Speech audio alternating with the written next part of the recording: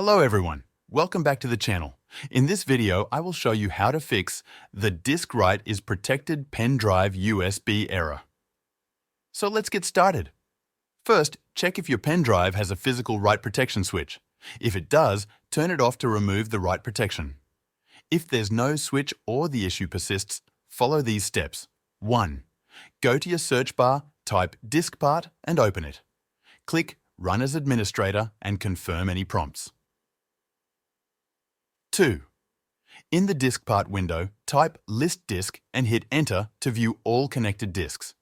Identify your pen drive by its size. 3. Type Select Disk Number, replace number with your pen drive's number and press Enter. 4.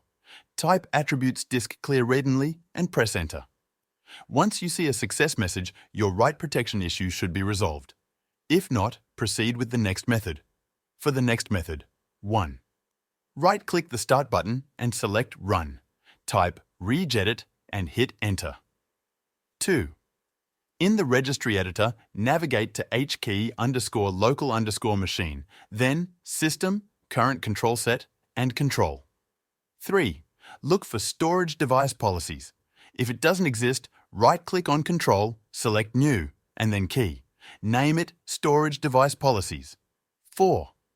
Right-click on Storage Device Policies, select New, and choose either DWORD 32-bit value or QWERTY 64-bit value, depending on your Windows version. To check your version, right-click this PC and select Properties to find the system type. 5. Name the new value Write Protect. Set its value to 0 by right-clicking it, selecting Modify and changing the value to 0. Click OK.